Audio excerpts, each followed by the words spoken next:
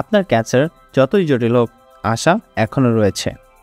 Doctor Sarwar স্যারের এমন রোগী সুস্থ হয়েছেন যাদের জন্য সকল চিকিৎসা ব্যর্থ হয়েছিল। সুতরাং এখনই ব্যবস্থা নিন।